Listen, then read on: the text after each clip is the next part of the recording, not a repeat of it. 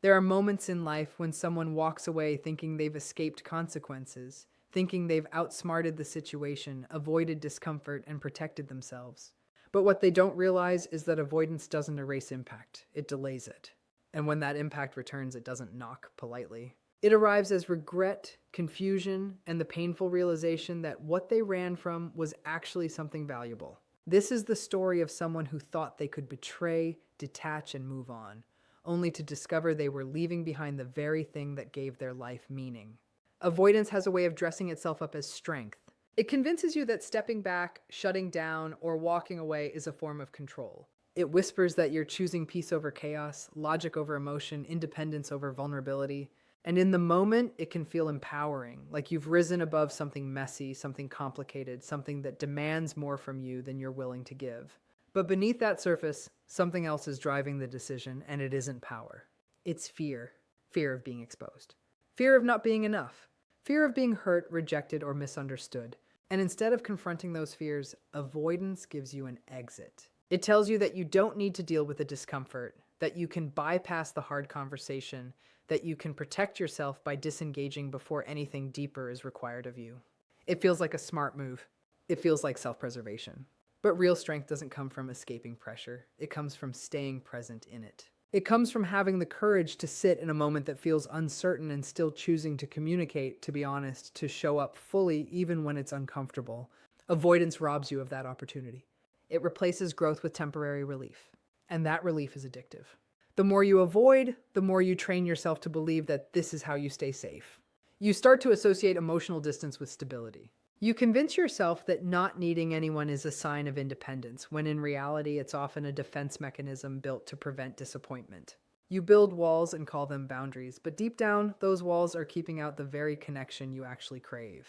The problem is, fear doesn't disappear just because you avoid the situation that triggers it. It lingers. It follows you into every new interaction, every new relationship, every new opportunity for connection.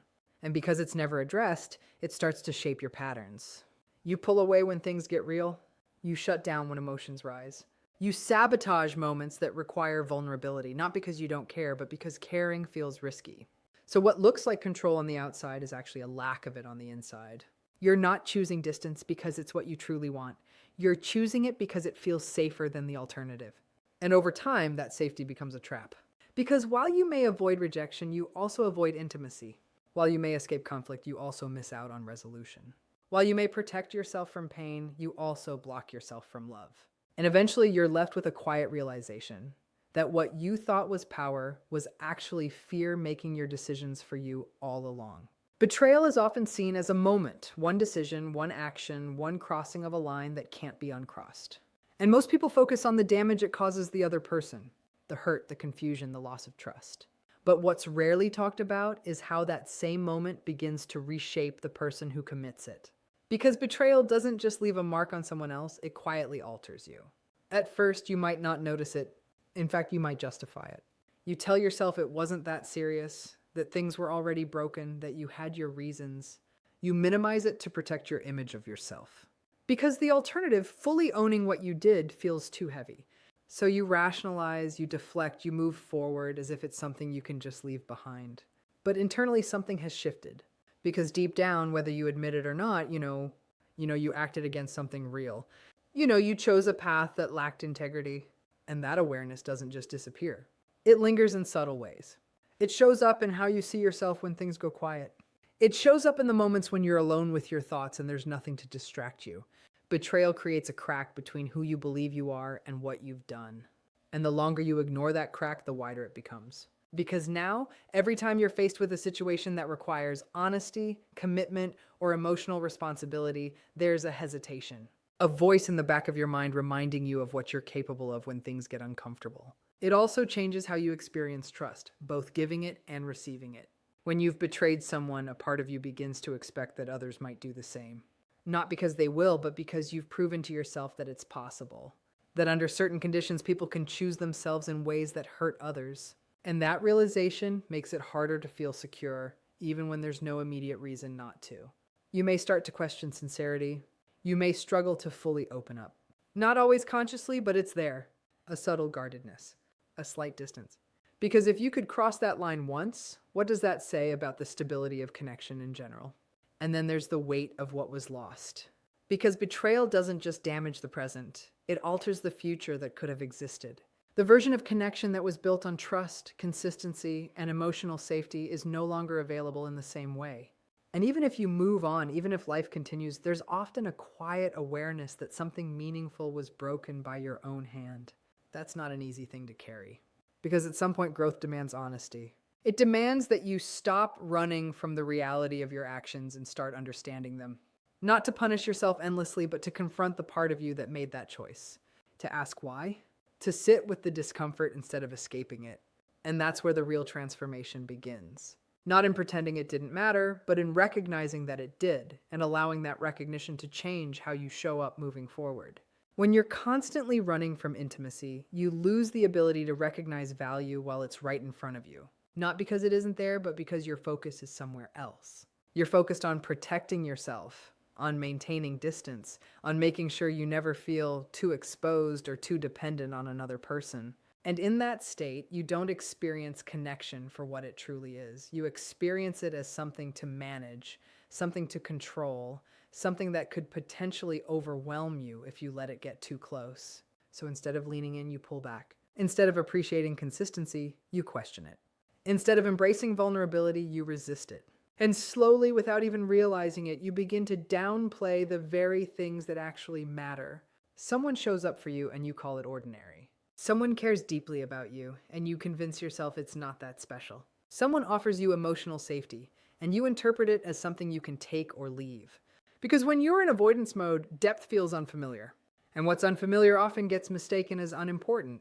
You start to chase what feels easier. Connections that don't demand too much. Situations where you can stay in control. Dynamics where you never have to fully invest yourself. And for a while, that feels comfortable. It feels like freedom. No expectations, no pressure, no emotional risk. But here's the problem. Without risk, there is no real reward. And without presence, there is no real connection. So, while you're busy avoiding the discomfort that comes with something meaningful, you also miss out on the meaning itself. You don't fully experience what it's like to be known, to be understood, to be supported in a way that goes beyond the surface. Because those experiences require something from you. They require openness. They require consistency. They require you to stay even when part of you wants to run. And if you never allow yourself to stay long enough, everything starts to feel the same. Conversations blur together. People feel interchangeable. Nothing stands out because you've never gone deep enough to feel the difference. That's when something subtle begins to happen. You stop expecting more. You lower your standards without realizing it, not in what you say you want, but in what you actually allow yourself to experience. Because deep down, you've convinced yourself that anything deeper will come with a cost you're not willing to pay. But the truth is you're already paying a cost. You're paying with missed opportunities, with connections that could have been meaningful but never had the chance to grow, with moments that could have turned into something real but were cut short before they had the chance to become anything at all. And the hardest part is you don't always see it in real time. You see it later. You see it when you look back and realize that someone who genuinely cared is no longer there. You see it when you compare shallow connections to something you once had but didn't fully appreciate. You see it when you feel a kind of emptiness that doesn't come from being alone, but from never allowing yourself to truly connect. That's when value becomes clear, when it's no longer available. Because you can't recognize depth when you're committed to staying on the surface. Emotional shortcuts are incredibly tempting because they promise immediate relief. They tell you that you don't have to sit in discomfort, that you can bypass the hard parts, that you can move around the tension instead of through it. It might look like avoiding a difficult conversation, pulling away instead of explaining how you feel, choosing distraction over reflection, or making impulsive decisions just to escape the weight of the moment. And in the short term, it works. You feel lighter. You feel free. You feel like you've found a way to stay in control without having to deal with the mess. But what you're really doing is postponing something that requires your attention. Because emotions don't disappear just because you ignore them. They don't resolve themselves simply because you've chosen not to engage. They stay beneath the surface unresolved, quietly influencing your behavior in ways you might not even notice at first. And the longer they remain unaddressed, the more complicated they become. That's the hidden cost of shortcuts. They trade immediate comfort for long-term consequences. When you avoid honest communication, misunderstandings grow. When you suppress what you feel, it eventually finds another way to come out. often in ways that are less controlled and more damaging. When you choose convenience over clarity, you create confusion not only for the other person, but for yourself as well. Because now you're operating in a situation that lacks truth, and without truth, there's no solid foundation to stand on. You might think you've escaped the problem, but in reality, you've just delayed it. And when it comes back, and it always does, it's rarely in the same manageable form it once was. It's heavier. It's layered. It's tied to more moments, more missed opportunities, more things left unsaid. And then there's the impact on your character. Every time you take a shortcut, you reinforce a pattern. You teach yourself that discomfort is something to avoid rather than something to understand. You weaken your ability to handle emotional depth because you're constantly stepping away from it. And over time, that creates a gap between the kind of person you want to be and the way you actually show up in difficult situations. Because being emotionally responsible isn't about always getting it right. It's about being willing to stay present long enough to work through what's real. It's about choosing honesty even when it's uncomfortable, choosing patience when things feel uncertain, choosing to face the moment instead of escaping it. Shortcuts don't allow for that. They keep everything on the surface. And while the surface may feel easier to manage, it doesn't lead to anything meaningful. Real connection, real growth, real understanding, they all require depth. They require you to sit in moments that aren't perfectly resolved, to navigate emotions that don't have quick answers, to stay engaged even when it would be simpler to walk away. So, while shortcuts might save you time in the moment, they often cost you something far greater in the long run. They cost you clarity. They cost you trust. And sometimes they cost you people who would have stayed if only you had been willing to slow down and face what was real. There's a kind of silence that only shows up after losing someone real. And it's not the kind you notice immediately. At first, everything just feels different. Quieter, maybe. Less intense. You might even convince yourself that it's a good thing, that things are calmer now, less complicated, easier to manage. But over time, that quiet begins to take on a different shape. It starts to feel less like peace and more like absence. Because when you lose someone who genuinely mattered, you're not just losing their presence, you're losing the energy they brought into your life. The way they listened. The way they understood you without needing everything explained. The way they noticed the small things, the subtle shifts in your mood, the details most people overlook. That kind of connection isn't loud or flashy, but it fills space in a way that's hard to replace. And when it's gone, you feel it in moments you didn't expect. You feel it when something happens and your first instinct is to tell them, but you can't. You feel it in conversations that don't quite go beyond the surface, no matter how much you try to engage. You feel it when you realize that being around others doesn't necessarily mean feeling connected. That's the silence that starts to settle in, not just around you, but within you.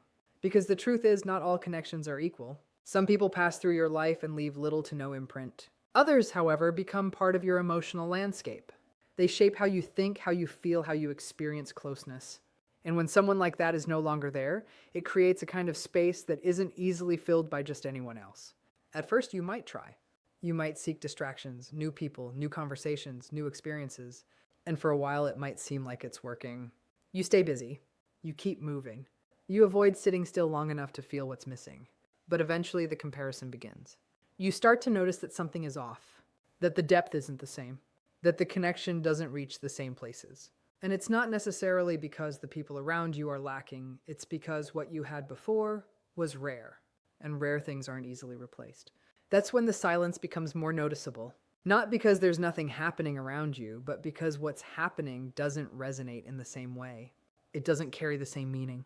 It doesn't create the same sense of being seen, heard, or understood. And that realization can be difficult to face, because it forces you to acknowledge that what you lost wasn't ordinary. That it had value you didn't fully recognize at the time. That it filled a space in your life you didn't even realize existed until it was empty. And the hardest part about that kind of silence is that it doesn't respond to quick fixes. It doesn't go away just because you try to ignore it. It stays, gently but persistently, reminding you of what once was and what no longer is. It's in that silence that clarity often begins to form. Growth rarely begins in comfort. It doesn't start when everything is going well, when life feels easy, or when your choices seem validated. More often, it begins in the aftermath of something you can't undo, when the reality of what you've lost or broken finally settles in, and there's no distraction left strong enough to keep you from seeing it clearly. There's a specific kind of pain that comes with realizing you were the cause of something falling apart. Not just that things didn't work out, but that your actions, your decisions, your avoidance played a direct role in the outcome. That's not an easy truth to sit with. In fact, most people spend a long time trying not to. At first, there's resistance. You might look for reasons outside of yourself. You might replay events in a way that softens your responsibility, convincing yourself it wasn't entirely your fault. And to some extent, that's human. It's a natural instinct to protect your sense of identity. Because admitting that you destroyed something meaningful forces you to confront a version of yourself you don't necessarily want to face. But growth doesn't happen in that space of denial. It begins the moment you stop running from the truth. And that moment is uncomfortable. It's heavy. It requires you to sit with regret, not as something to escape, but as something to understand. Because regret, as painful as it is, carries information. It shows you where you acted against your values. It reveals the gap between who you were in that moment and who you actually want to be. That awareness can feel overwhelming at first. You start to see things more clearly, the opportunities you had to do better, the moments where you could have chosen differently, the ways in which your fear or avoidance led you to make decisions that ultimately cost you something real. And there's no immediate fix for that. No way to rewind and make a different choice. But that's also where the potential for change lives. Because once you truly see the impact of your actions, it becomes harder to repeat them unconsciously. You become more aware of your patterns. You start to recognize the early signs of the same behavior showing up again. And this time, you have a choice, not an easy one, but a conscious one. You can continue the same cycle or you can interrupt it. Real growth is found in that interruption, in choosing to pause when you would normally react, in choosing to communicate when you would normally shut down, in choosing to stay present when every instinct tells you to withdraw. It's not about becoming perfect, it's about becoming aware enough to respond differently. And that awareness is often born from pain. Not the kind of pain that breaks you permanently, but the kind that reshapes you. The kind that forces you to reflect, to question, to take responsibility. The kind that humbles you just enough to realize that growth isn't about avoiding mistakes. It's about learning from them in a way that changes how you show up moving forward. So, while the realization of what you destroyed may feel like an ending, it can also be the beginning of something deeper, a more honest version of yourself, one that's built not on avoidance but on understanding.